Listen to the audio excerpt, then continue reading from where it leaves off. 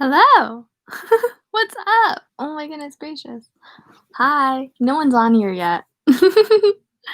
That's totally fine. If no one comes on, that's great. No pressure. Um, hello. Hello. Hey. It's that time of the week again where we read it. Yay! I hope that this one, I've been really tired all day. I took a little power nap. I never take naps. I hope that I'm not too tired when reading because I always am so tired, and then I have to end up I end up having to end it early, before we finish what we were supposed to read. And we have a lot to read tonight, so I feel like I'm gonna have to end up ending it early, which I don't want to do at all, and I'm really not looking forward to it. So hopefully we're all good. There's a lot of dialogue in this and what we're going to read. So hopefully it's great. We're going to do chapter 4, finish up chapter 4. We left off right before Henry and the Bowers gang attacks Ben outside the library. And we're going to go through to the end of chapter 5, hopefully, which is Ben helps the losers build a dam. And I'm excited because this is when you meet them and they all start becoming friends. It's so cute. Let me take this off. I'm doing too hot. Ignore my pile of clothes right there. Please don't look at it. Oh, also my PJs. I'm wearing Peanuts PJ pants, the Great Pumpkin Charlie Brown PJ pants, and my girlfriend gave them to me, and they're really cute. And I've worn them every single day, and I'm not even kidding. I've worn them every single day, a week. It's great. We got a great time. Okay, let's get started with all the 3 people that are on here, which is totally fine. I don't care. Less people keep on coming every week, and I'm still going to read because I need to finish reading this book for my own sanity. So, I honestly don't remember where we left off because we left off in the middle of the page. I don't remember where we were. So, I'm just going to guess. Basically, he's just talking about geography, though, of the town, so it's not that important. Don't worry about it. It's all good. Take a sip of water. I don't have a pencil or anything, so hopefully there's nothing too exciting that I want to write down. And of course, a little disclaimer that this is a book that is really rated R. It's for mature audiences. This chapter also deals with a lot of bullying, obviously. So yeah, I hope you don't think that this reflects my views, my life, how I live my life. It doesn't. I don't think I'm as mean as a person as Henry Bowers. So please don't think anything differently of me by the stuff that goes down in this chapter or in all of the following chapters. I'm just reading it. I didn't write it. I didn't perform it. So yeah, listen to at your own risk. Alrighty. Let's get started. He paused and looked out over the barrens, still imagining her eyes, the clean smell of her hair. From here, the Condescag was only a series of twinkles seen through breaks in the thick foliage. Some kids said that there were mosquitoes as big as sparrows down there at this time of year. Others said that there was quicksand as you approached the river. Ben didn't believe it about the mosquitoes, but the idea of quicksand scared him. Slightly to his left, he could see a cloud of circling, diving seagulls, the dump. Their cries reached him faintly. Across the way, he could see Derry Heights and the low roofs of the old Cape houses closest to the barrens. To the right of Old Cape, pointing skyward like a squat white finger, was the Derry standpipe. Directly below him, a rusty culvert stuck out of the earth, spilling discolored water down the hill and a glimmering little stream which disappeared into the tangled trees and bushes. Ben's pleasant fantasy of Beverly was suddenly broken by one far more grim. What if a dead hand flopped out of that culvert right now, right this second while he was looking? And suppose that was when he turned to find a phone and called the police? And suppose that when he turned to find a phone and called the police, that the clown was standing there. A funny clown wearing a baggy suit with big orange puffs or buttons. Suppose... A hand fell on Ben's shoulder and he screamed. There was laughter. He whirled around, shrinking against the white fence separating the safe, sane sidewalk of Kansas Street from the wildly undisciplined barons. Their railing creaked audibly, and saw Henry Bowers, Belch Huggins, and Victor Chris standing there. "Hi, Tits," Henry said. "What do you want?" Ben asked, trying to sound brave. "I want to beat you up," Henry said. He seemed to contemplate this prospect soberly, even gravely. But oh, his black eyes sparkled. "I got to teach you something, Tits. You won't mind. You like to learn new things, don't ya?" He reached for Ben. Ben ducked away. "Hold him, you guys." Belch and Victor seized his arms. Ben squealed. It was a cowardly sound, rabbity and weak, but he couldn't help it. "Please, God, don't let them make me cry, and don't let them break my watch," Ben thought wildly. He didn't know if they would get around to breaking his watch or not, but he was pretty sure he could cry. He was pretty sure he would cry plenty before they were through. No. He was pretty sure he would cry plenty before they were through with him. "Jeez, he sounds just like a pig," Victor said. He twisted Ben's wrist. "Don't he sound like a pig?" "He sure do," Belch giggled. Ben lunged first one way and then the other. Belch and Victor went with him easily, letting him lunge, then yanking him back. Henry grabbed the front of Ben's sweatshirt and yanked it upward, exposing his belly. It hung over his belt in a swollen droop. "Look at that gut," Henry cried in amazed disgust. Jesus, please us. Jesus, please us." Victor and Belch laughed some more. Ben looked around wildly for help. He could see no one. Behind him, down in the barrens, crickets said and seagulls screamed. "You just better quit," he said. He wasn't blubbering yet, but he was close to it. "You just better." "Or what?" Henry said as if he was honestly interested. "Or what, Tits? Or what, huh?" Ben suddenly found himself thinking of Broderick Crawford, who played Dan Matthews on Highway Patrol. That bastard was tough. That bastard was mean. That bastard took zero shit from anyone. And then he burst into tears. Dan Matthews would have belted these guys right through the fence, down the embankment, into the pucker brush. He would have done it with his belly. "Oh, baby, look at the baby," Victor chortled. Belch joined in. Henry smiled a little, but his face still held that grave, reflective cast, that look that was somehow almost sad. It frightened Ben. It suggested he might be in for more than just a beating. As if to confirm this idea, Henry reached into his jeans pocket and brought out a buck knife. Ben's terror exploded. He had been whipsawing his body futilely to either side. Now he suddenly lunged straight forward. There was an instant when he believed he was going to get away. He was sweating heavily, and the boys holding his arms had greasy grips at best. Belch managed to hold onto his right wrist, but just barely. He pulled entirely free of Victor. Another lunge. Before he could make it, Henry stepped forward and gave him a shove. Ben flew backward. The railing creaked more loudly this time, and he felt it give a little under his weight. Belch and Victor grabbed him again. "Now you hold him," Henry said. "You hear me?" "Sure, Henry," Belch said. He sounded a trifle uneasy. "A trifle uneasy? He ain't gonna get away. Don't worry." Henry stepped forward until his flat stomach almost touched Ben's belly. Ben stared at him, tears spilling helplessly out of his wide eyes. "Caught! I'm caught!" part of his mind yammered. He tried to stop it. He couldn't think at all with that yammering going on, but it wouldn't stop. "Caught! Caught! Caught!" Henry pulled out the blade, which was long and wide and engraved with his name. The tip glittered in the afternoon sunshine. "I'm going to test you now," Henry said in that same reflective voice. "It's exam time, Tits, and you better be ready." Ben wept. His heart thundered madly in his chest. Snot ran out of his nose and collected on his upper lip. His library books lay and scattered at his feet. Henry stepped on Bulldozer, glanced down, and dealt it into the gutter with a side sweep of one black engineer boot.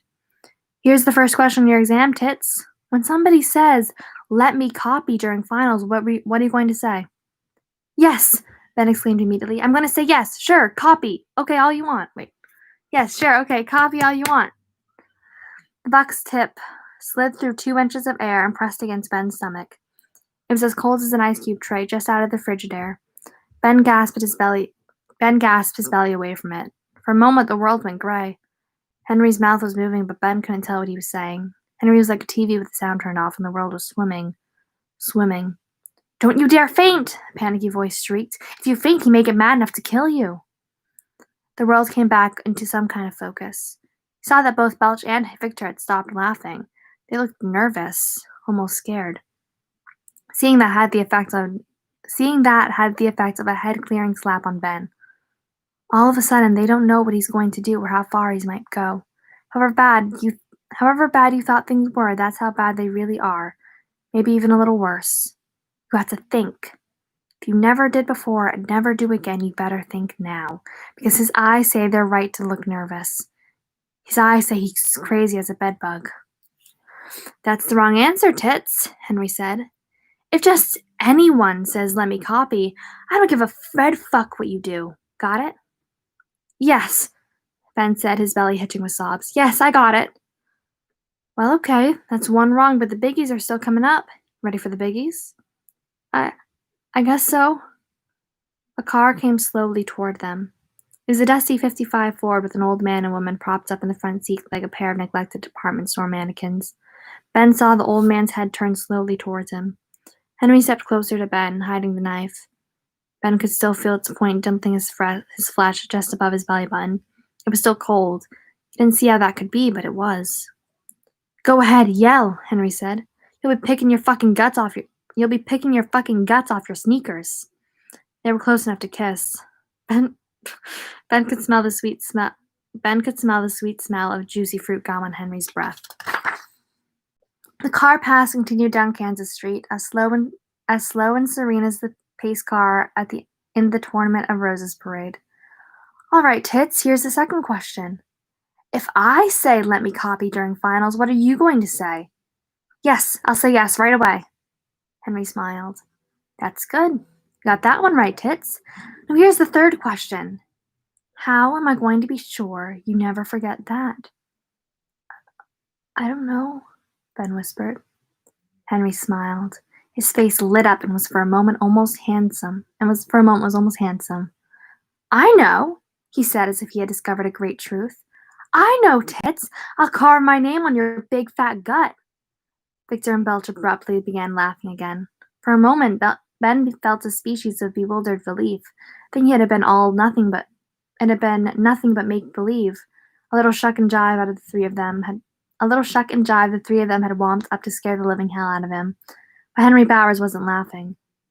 And Ben suddenly understood that Victor and Belch were laughing because they were relieved. It was obvious to both of them that Henry couldn't be serious. Except Henry was. The buck knife slid upward, smooth as butter. Blood welled in a bright red line on Ben's pallid skin. Hey! Victor cried. The world came out muffled, in a startled gulp. Hold him! Henry snarled. You just hold him, hear me? Now there was nothing grave and reflective on Henry's face. Now it was the twisted face of a devil. Geez, and crow, Henry, don't really cut in! Belch screamed, and his voice was high, almost a girl's voice. Everything happened fast then, but to Ben Hanscom it seemed slow. It all seemed to happen in a series of shutter clicks, like action stills in a Life magazine photo essay. His panic was gone. He had discovered something inside him suddenly, because it had no use for panic, and that something He had discovered something inside him suddenly, and because it had no use for panic, that something just ate the panic whole. In the first shutter click, Henry had snatched his sweatshirt all the way up to his nipples. Blood was pouring from the shallow vertical cut above his belly button. In the second shutter click, Henry drew the knife down again, operating fast, like a lunatic battle surgeon under an aerial bombardment. Fresh blood flowed. Backward, Ben thought coldly as blood flowed down and pooled between the raised band of his jeans and skin. Got to go backward. That's the only direction I can get away in. Belch and Victor weren't holding him anymore. In spite of Henry's command, they had drawn away. They had drawn away in horror. But if he ran, Bowers would catch him. In the third shutter click, Henry connected the two vertical slashes with a horizontal line. Ben could feel blood running into his underpants now, and a sticky snail trail was creeping down his left thigh. Henry leaned back momentarily, frowning with the studied concentration of an artist painting a landscape. After H comes E, Ben thought, and that was all it took to get him moving. He pulled forward a little bit, and Henry shoved him back again. Ben pushed with his legs, adding his force to Henry's. He hit the whitewashed railing between Kansas Street and dropped into the Barrens. As he did, He raised his right foot and planted it in Henry's belly. That was not a retaliatory act. Ben only wanted to increase his backward force. And yet, when he saw the expression of utter surprise on Henry's face, he was filled with a clear, savage joy, a feeling so intense that, for a split second, he thought the top of his head was going to come off. Then there was a cracking, splintering sound from the railing. Ben saw Victor and Belle. What? Good night. Love you. Love you too. Sweet dreams. You too.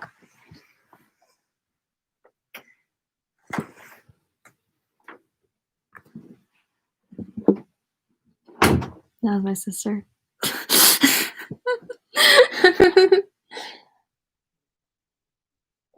And you came at a great time. Alrighty, back into it. Then there was a cracking, splintering sound from the railing. Ben saw Victor and Belch catch Henry before he could fall on his ass in the gutter next to the remains of Bulldozer, and then Ben was falling backward into space. He went with a scream, and that was half a laugh. Ben hit the slope on his back and buttocks, but just below the culvert he had spotted earlier. It was a good thing he landed below it. If he landed on the thick cushion of weeds and bracken, barely felt the impact. He did a backward somersault, feet and legs snapping over his head. He landed sitting up and went sliding down the slope backward like a kid on a big green shoot-the-chute. His sweatshirt pulled up around his neck, his hands grabbing for purchase and doing nothing but yanking off tuft after tuft of bracken and witchgrass. He saw at the top of the embankment. It seemed impossible that he had just been standing up there, receding with crazy cartoon speed. He saw Victor and Belch, their faces round white O's, staring down at him. He had time to mourn his library books. Then he fetched up against something with agonizing force and nearly bit his tongue in half. It was a downed tree, and it checked Ben's fall by nearly breaking his left leg. He clawed his way back up the slope a little bit, pulling his left leg free with a groan. The tree had stopped him about halfway down. Below, the bushes were thicker. Water falling from the culvert ran over his hands in thin streams. There was a shriek from above him. Ben looked up again and saw Henry Bowers come flying over the drop, his knife clenched between his feet. He landed on both feet, body thrown backward at a steep angle so he would not overbalance. He skidded to the end of the gigantic set of footprints and then began to run down the embankment in a series of gangling kangaroo leaps. I'm gonna kill you, it! Henry was streaking through the knife, and Ben didn't need a UN translator to tell him Henry was saying, "I'm going to kill you, tits. I'm going to fucking kill you!" Now, with that cold general's eye he had discovered up above on the sidewalk, Ben saw what he had to do. He managed to gain his feet just before Henry arrived, the knife now in his hand and held straight out in front of him like a bayonet. Ben was peripherally aware that the left leg of his jeans were shredded and his leg was bleeding much more heavily than his stomach, but it was supporting him, and that meant it wasn't broken. At least, he hoped that's what it meant.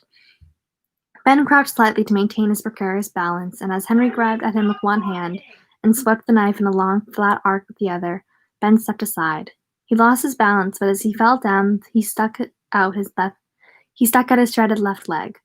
Henry's shins struck it, and his legs were booted out from under him with a great efficiency. For a moment, Ben gaped, his terror overcome with a mixture of awe and admiration. Henry Bowers appeared to be flying exactly like Superman over the fallen tree where Ben had stopped. His arms were straight out in front of him, the way George Reeves had his arms out on the TV show. Only George Reeves always looked like flying was as natural as taking his bath or eating lunch on the back porch. Henry looked like someone had shoved a hot pocket up his ass. His mouth was opening and closing. A string of saliva was shooting back from one corner of it, and as Ben watched, it splattered against the lobe of Henry's ear. Then Henry crashed back to earth. The knife flew out of his hand. He rolled over on one shoulder, landed on his back, and slid away into the bushes with his legs splayed into a V.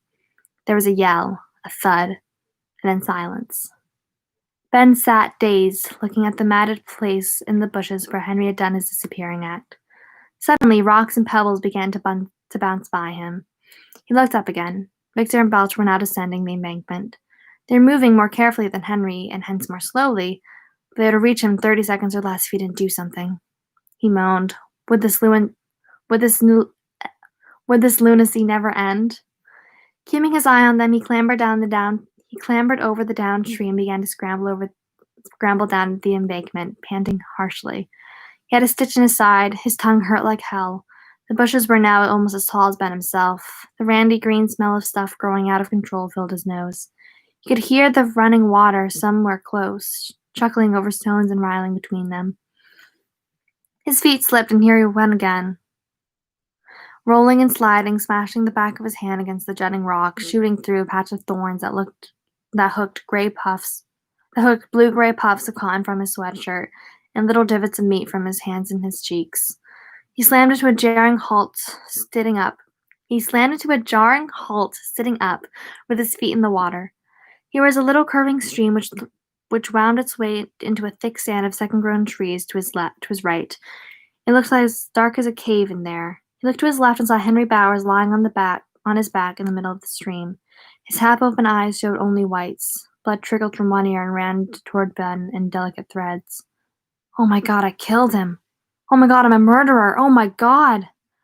Forgetting that Belch and Victor were behind him, or perhaps understanding they would lose all interest in being shot out of him when they discovered their fearless leader was dead, Ben splashed 20 feet upstream to where Henry lay, his shirt in ribbons, his jeans soaked, one shoe gone.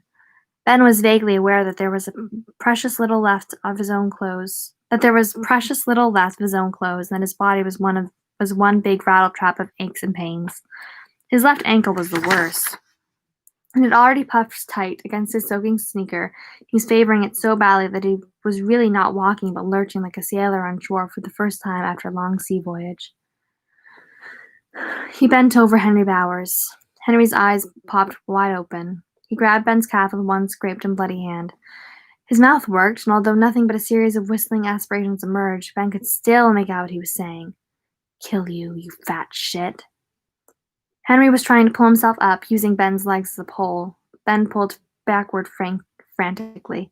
Henry's hand slipped down and then off. Ben flew backward, whirling his arms, and fell into his ass for a record-breaking third time in the last 4 minutes. He also bit his tongue again. Water splashed up around him. A rainbow glittered for an instant in front of Ben's eyes. Ben didn't give a fuck about the rainbow. He didn't give a fuck about finding a pot of gold. He would settle for his miserable fat life. Henry rolled over. He tried to stand, fell back, managed to get to his hands and knees, and finally trotted to his feet. He stared at Ben with those black eyes. The front of his flat top now leaned this way and that, like corn husks after a high wind has passed through. Ben was suddenly angry. No, this was more than being angry. He was infuriated. He had been walking with his library books under his arm, having an innocent little daydream about kissing Beverly Marsh, bothering nobody. And look at this. Just look. Pants shredded up, left ankle maybe broken, badly sprained for sure, leg all cut up, tongue all cut up, Henry goddamn Bowers' monogram in his stomach. How about all the happy, crappy sports fans? But it was probably the thought of his library books, for which he was liable, that drove him to charge Henry Bowers. His lost library books and his mental image of how reproachable Mrs. Starrett's eyes would have become when he told her. Whatever the reason, cuts, sprains, library books, or even the thought of the soggy, probably illegible rank card in his back pocket was enough to get him moving. He lumbered forward, squashy heads spatting in the shallow water, and kicked Henry squarely in the balls. Henry uttered a horrid, rusty scream that sent birds beating up from the trees. He stood spraddle-legged for a moment, hands clapping his crotch, staring unbelievably at Ben. Ugh, he said in a small voice. Right, Ben said. Ugh, Henry said in an even smaller voice. Right, Ben said again. Henry sank slowly back to his knees, not so much falling as folding up. He was still looking at Ben with his unbelieving black eyes. Ugh, damn right, Ben said. Henry fell on his side, still clutching his testicles, and began to roll slowly from side to side.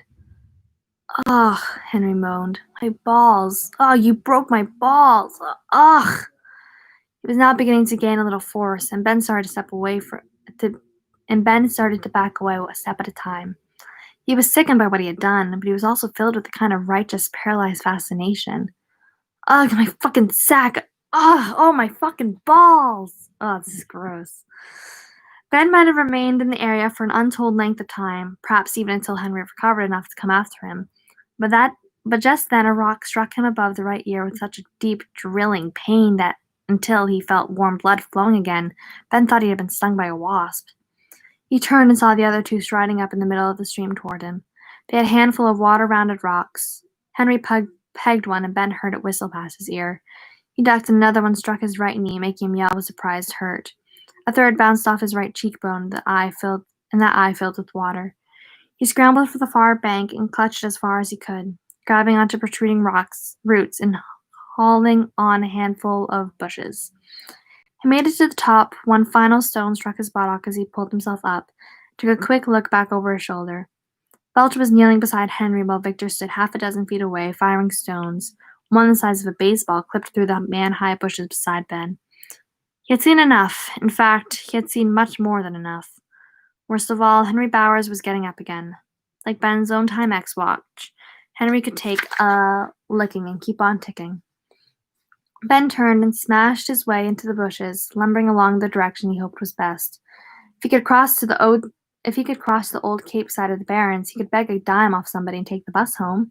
When he got there, he would lock the door behind him and bury these tattered, bloody clothes in the trash. This crazy dream would finally be over. Ben thought of himself sitting in his chair in the living room, freshly tubbed, wearing his fuzzy red bathrobe, watching Daffy Duck cartoons on the Mighty Nighty, and drinking milk through a strawberry flavor straw. Hold that thought, he told himself grimly, and kept lumbering along. Bushes sprang into his face. Ben pushed them aside. Thorns reached and clawed. He tried to ignore them. Came to a flat area of ground that was black and muddy. A thick stand of bamboo-like growth spread across it, and a fetid smell rose from the earth. An ominous thought, quicksand, slipped through the foreground of his mind like a shadow as he looked at the sheen of standing water deeper into the groove of the bamboo stuff. He didn't want to go in there. Even if that wasn't quicksand, the mud would suck his sneakers off. He turned right instead, running along the front of the bamboo groove, and finally into a patch of real woods. The trees, mostly firs, were thick, growing everywhere, battling each other for a little space and sun. But there was less undergrowth, and he could move faster. He was no longer sure which direction he was moving in, but still thought he was, on measure, a little ahead of the game. The Barrens were enclosed by dairy on 3 sides and bounded by a half-finished turnpike extension on the 4th. Sooner or later he would come out somewhere. His stomach throbbed painfully, and he pulled up the remains of his sweatshirt for a look. He winced and drew a whistle of air in over his teeth. His belly looked like a grotesque Christmas tree ball, all caked red blood and smeared green from his slide down the embankment. He pulled the sweatshirt down again. Looking at that mess made him feel like blowing lunch. Now he heard a humming noise from ahead. It was one steady note, just above the low range of his hearing. An adult, intent only on getting the hell out of there. Mosquitoes had found Ben now, and while nowhere near as big as sparrows, they were pretty big, would have ignored it, or simply not heard it at all. But Ben was a boy, and he was already getting over his fright. He swerved to his left and pushed through some low laurel bushes. Beyond them, sticking out of the ground, were the top 3 feet of a cement cylinder about 4 feet wide. It was capped with a vented iron manhole cover. It was capped with a vented iron manhole cover. The cover was stamped with the words Dairy Sewer Department. The sound, this close it was more a drone than a hum, was coming from someplace deep inside. Do you hear the TV in the other room? I'm sorry, it sounds so loud to me. Ben put one eye to a vent hole but could see nothing. He could hear that drone and water running down there someplace, but that was all. He took a breath, got a whiff of a sour smell that was both dank and shitty, and drew back with a wince. It was a sewer, that was all. Or maybe a combined sewer and drainage tunnel. There were plenty of those in a flood-conscious dairy. No big deal. But it had given him a funny sort of chill. Part of it was seeing the handiwork of man in all this overgrown jumble of wilderness. But he supposed part of it was the shape of the thing itself, that concrete cylinder jutting out of the ground. Ben had read H.G. Wells's The Time Machine the year before, first the classics comics version and then the whole book. The cylinder was with its vented iron cap reminded him of one of the wells which led down to the country of the slumped and horrible Morlocks. He moved away from it, quickly, trying to get west again. He got to a little clearing and turned until his shadow was as directly behind him as he could get it. Then he headed off in a straight line. 5 minutes later, he heard more running water ahead and voices. Kids' voices. He stopped to listen, and that was when he heard snapping branches and other voices behind him. They were perfectly recognizable. They belonged to Victor Belch, and the one and only Henry Bowers. The nightmare was not over yet, it seemed. Ben looked for a place to go to Earth.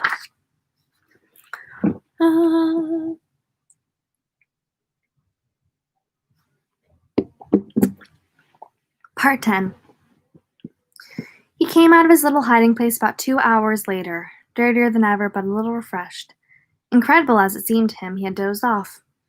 When he had heard the three of them behind him coming after him still, Ben had come dangerously close to freezing up completely, like an animal caught in the headlamps of an oncoming truck. A paralytic drowsiness began to steal over him. The idea of simply lying down, curling up into a ball like a hedgehog, and letting them do whatever they felt like had occurred to him. It was a crazy idea, but it also seemed like a strangely good idea. But instead, Ben began to move towards the sound of the running water and those other kids. He tried to untangle their voices and get the sense of what they were saying. Anything to shake off that scary paralysis of the spirit. Some project. They're talking about some project.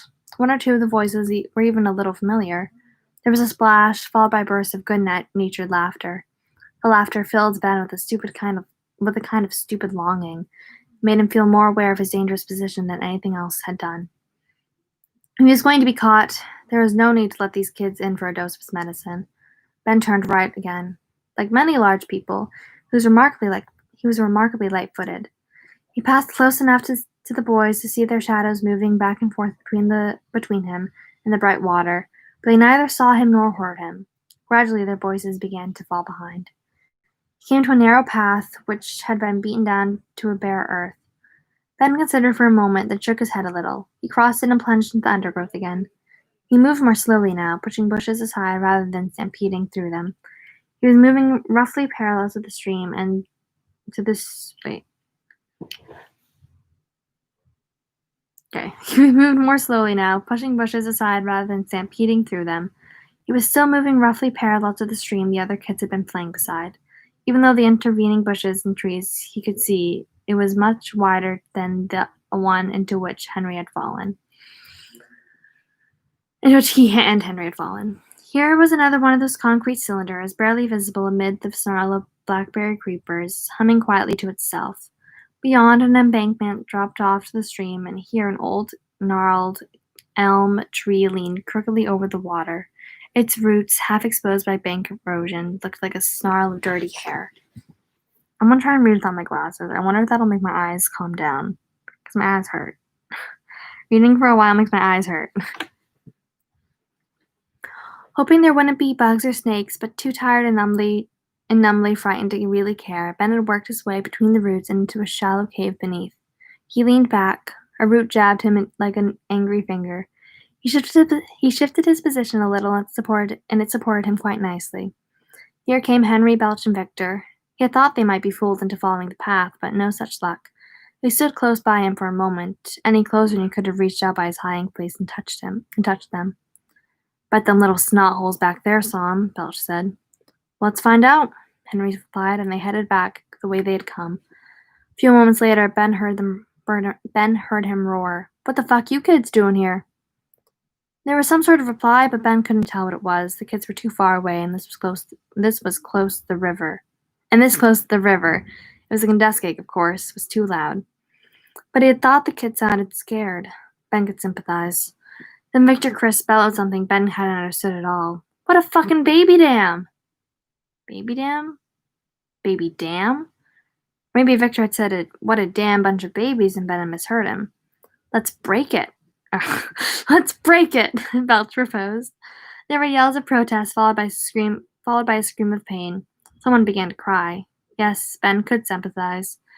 They hadn't been able to catch him, or at least not yet, but here was another bunch of little kids for them to take out their mat on. Sure, break it, Henry said. Splashes, yells, big moronic gusts of laughter from Belch and Victor, an agonized, infuriated cry from one of the little kids. Don't give me any of your shit, you stuttering little freak, Henriette Bowers had said. I ain't taking no more shit from nobody today. There was a splintering crack. The sound of running water downstream grew louder and roared briefly before quieting to its former placid chuckle. Ben suddenly understood. Baby dam, yes, that was what Victor had said. The kids, 2 or 3 of them, it had sounded like when he passed by, had been building a dam. Henry had friends that just kicked it apart. Ben didn't even know who one of the kids was. The only stuttering little freak he knew from dairy school was Bill Dembro, who was in the other 5th grade classroom. You didn't have to do that, a thin, fearful voice cried out, and Ben recognized that voice as well, although we couldn't immediately put a face with it. Why did you do that? Because I felt like it, fucknuts, Henry roared back. There was a meaty thud, followed by a scream of pain. The scream was followed by weeping.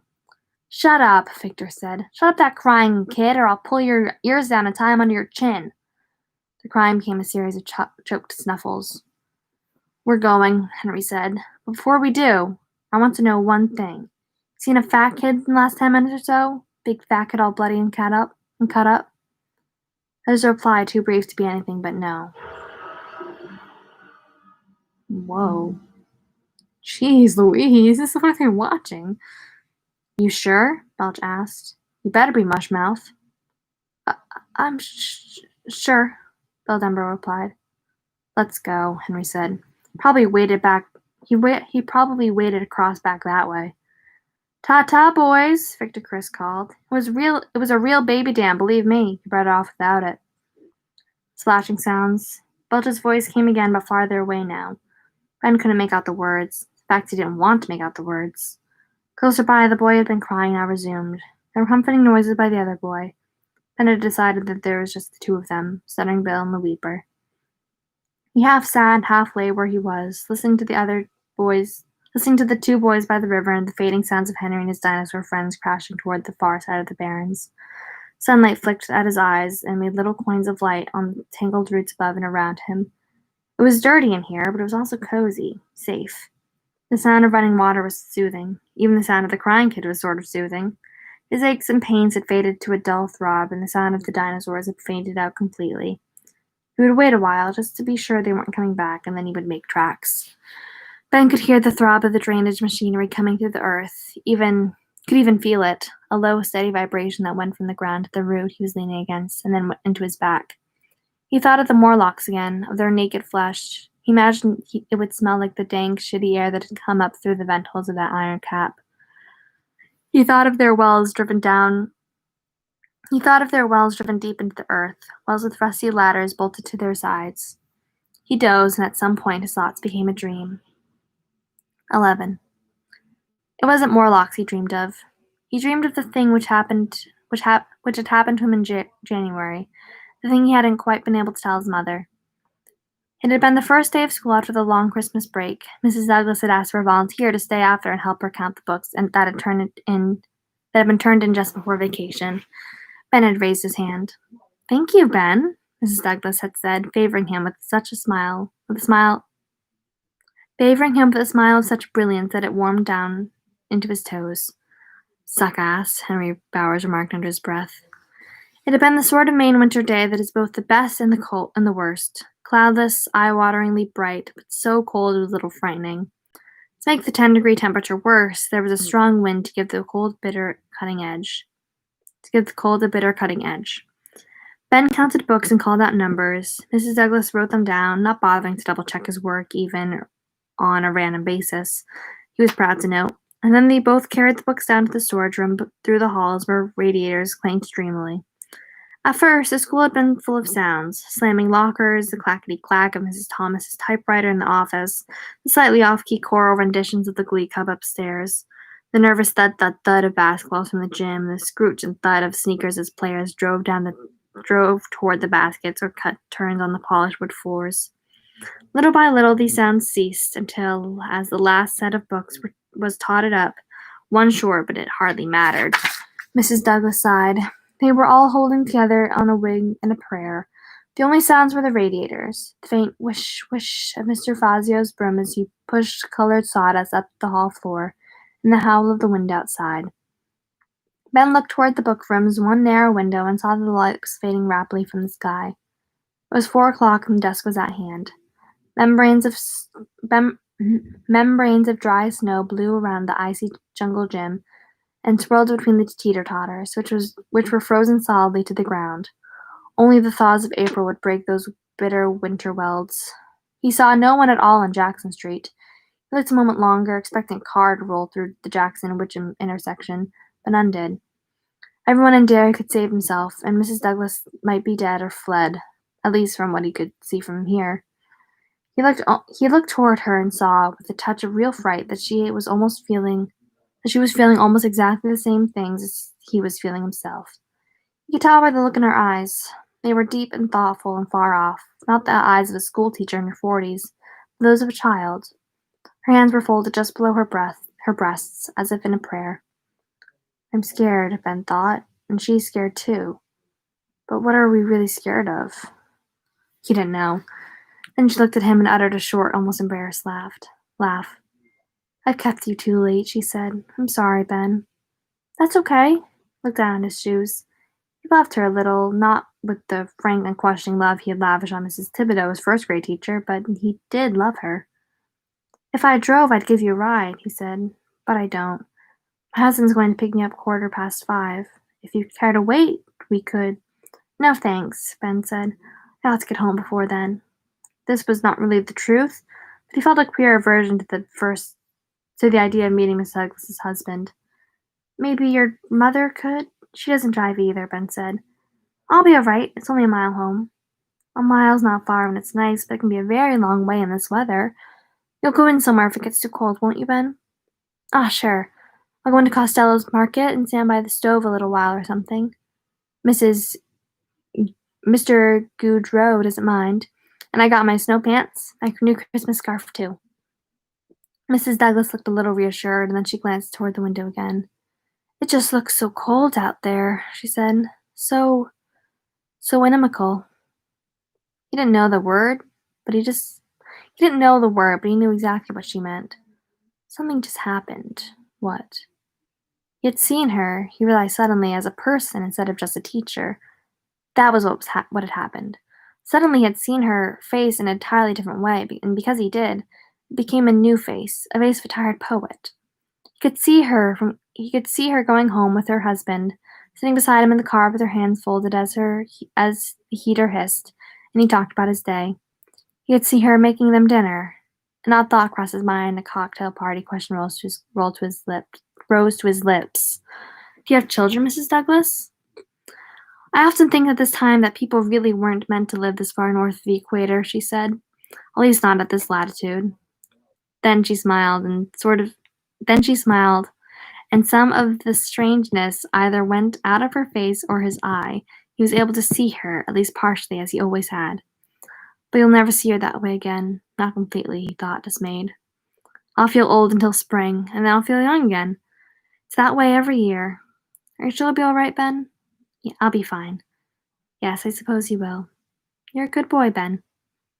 He looked back at his toes, blushing, loving her more than ever.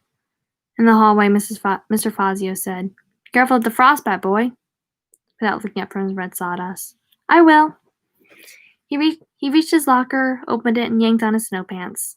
He'd been painfully unhappy when his mother insisted he wear them again this winter, on especially cold days, thinking of them as baby clothes, but he was glad to have them this afternoon. He walked slowly toward the door, zipping his coat, yanking the drawstrings of his hood tight, pulling on his mittens.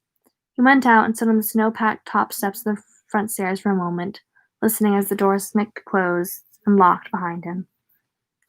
Derry School brooded on the bruised skin of the sky. The wind blew steadily. The snap hooks on the flagpole rattled a lonesome tattoo against the steel pole itself. That wind cut into the warm and unprepared flesh of Ben's face at once, numbing his cheeks. Be careful of the frostbite, boy. He carefully pulled his scarf up until he looked like the small, pudgy character of Red Rider. That darkening sky had a fantastical sort of beauty, but Ben did not pause to admire it. It was too cold for that. He got going. At first, the wind was at his back, and things didn't seem so bad. In fact, it actually seemed to be helping him along. At Canal Street, however, it seemed he had to turn right. He had to turn right and almost fully into the wind. Now it seemed to be holding him back, as if it had business with him. His scarf helped a little, but not enough. His eyes throbbed and the moisture in his nose rose to a crack glaze. His legs were going numb. Several times he stuck his mittened hand into his armpits to warm them up. The wind whooped and screamed, sometimes sounding almost human. Sorry. Ben felt both frightened and exhilarated. Frightened because he could now understand stories he had read, such as Jack London's To Build a Fire, where people actually froze to death. It would be all too possible to freeze to death on a night like this, a night when the temperature would drop to 15 below. It would be all too possible. Did I say impossible? I don't know.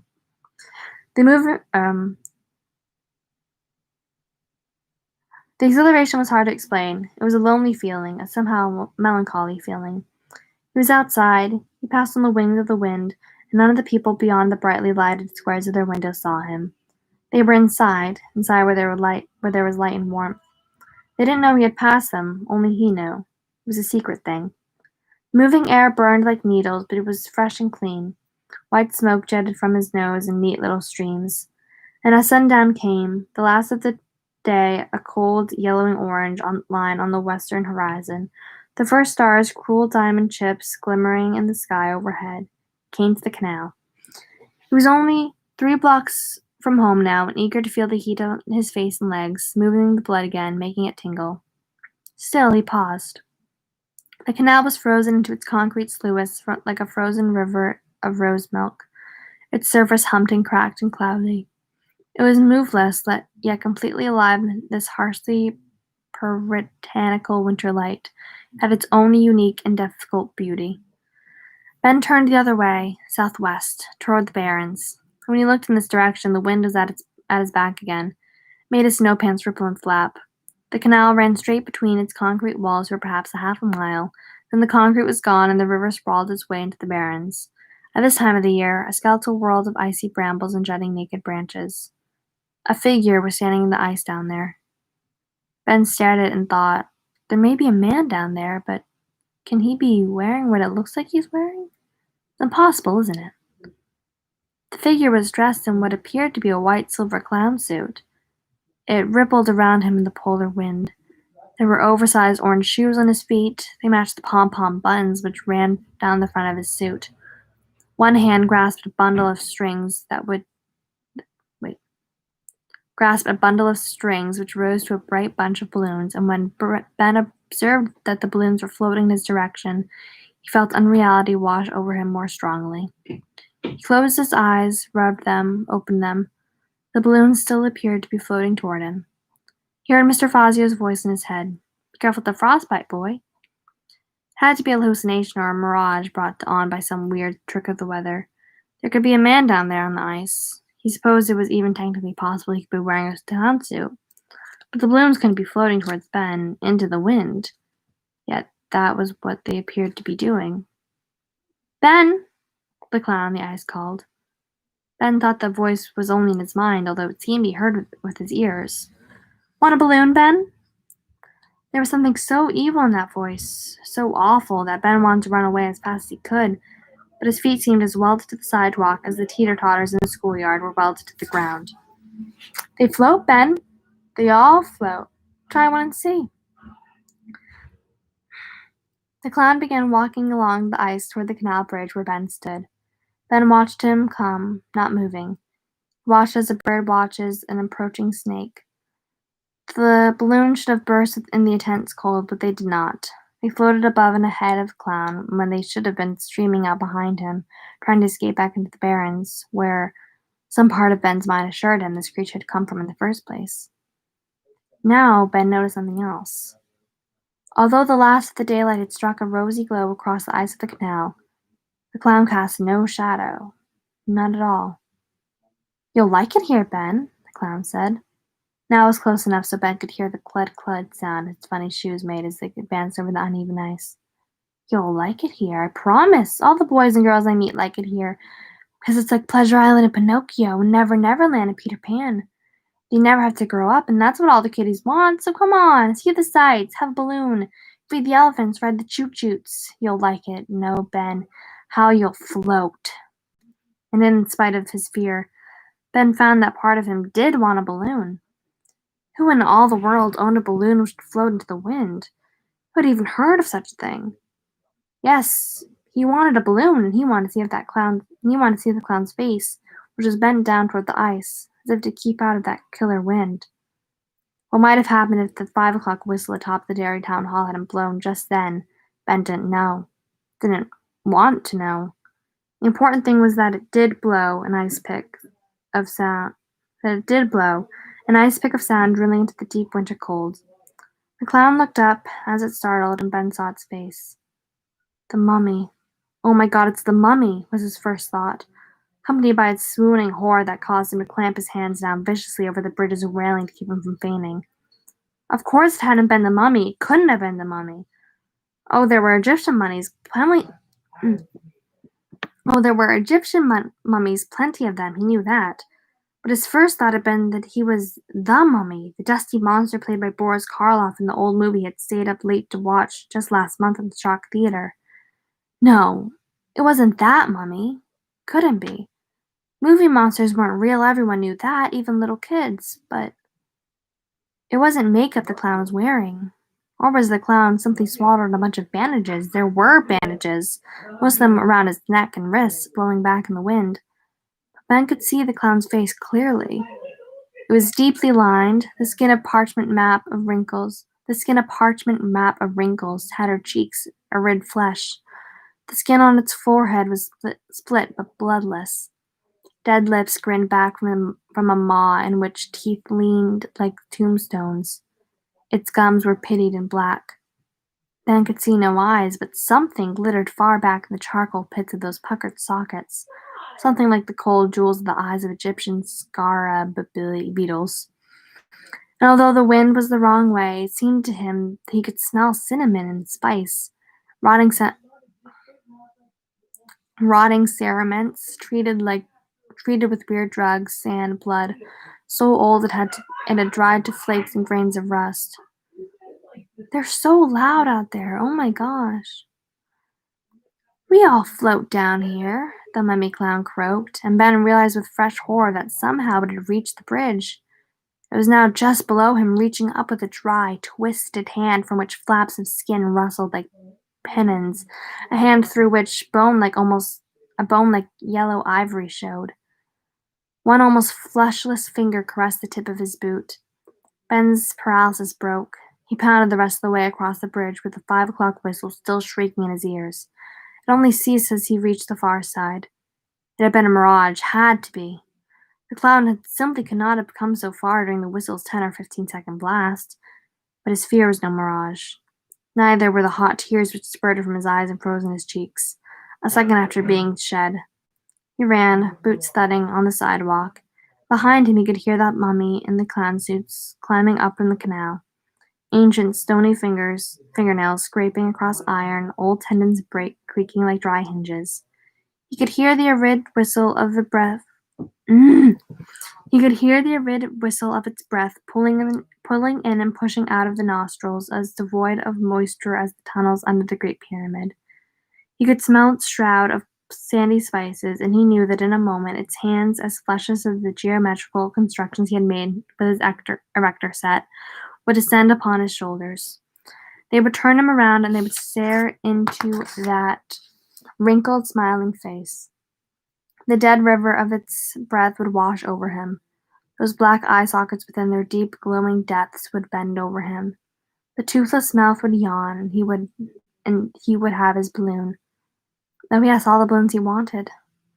But when he reached the corner of his own street, sobbing and winded, his heart slamming crazed, leaping beats into his ears, when he at last looked back over his shoulder, the street was empty. The arched bridge with its low concrete sides and its old-fashioned cobblestone paving was also empty. He could not see the canal itself, but he felt that if he could, he would see nothing there, either. No, if the mummy had been a hallucination or mirage, it would have been real. Would have been waiting under the bridge, like a troll in the story of the Three Billy Goats Gruff. Hiding under. Ben hurried home, looking back every few steps until the door was safely shut and locked behind him. He explained to his mother, who was so tired from a particularly hard day at the mill that she had not, in truth, much missed him. They had been helping Mrs. Douglas count books. Then he sat down to a dinner of noodles and Sunday's leftover turkey. He stuffed 3 helpings into himself, and the mummy seemed more distant and dreamlike with each helping.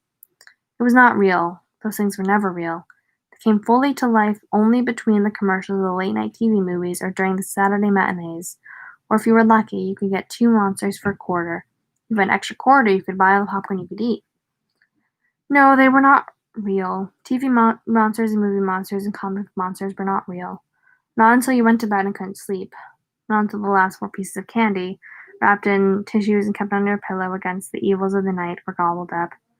Not until the bed itself turned into a lake of rancid dreams and the wind screamed outside, and you were afraid to look at the window because there might be a face there, an ancient grinning face that had not rotted but simply dried like an old leaf. Its eyes, sunk in diamonds, pushed deep into the dark sockets. Not until you saw one ripped and claw-like hand holding out a bunch of balloons. See the sights, have a balloon, feed the elephants, ride the shoot-shoots. Ben, oh Ben, how you'll float. In water. They're being so loud out there.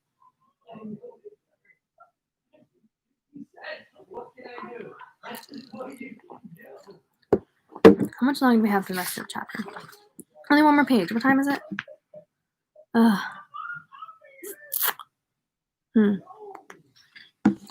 I'm thinking. I know that I literally said in the beginning of the live, we have so much to read and it's going to happen this time. Let's read it all this time. But I think we're not going to read it all this time. I think that maybe we should not have such long, little, I don't want to call these episodes, little parts, little chapters, these things, little lives. Because I feel like people aren't watching them because they're an hour and a half long. It's only 40 pages. And then the last 20 minutes is just me stumbling over my words constantly. So, and the next chapter, we should be able to finish the entire chapter in one part. It's 20 pages. It's 30 pages. We should be able to finish this next time. So let's finish this last page and then save chapter 5 for next time. Okay. I'm also really warm. Take off my socks. Okay. Let's go.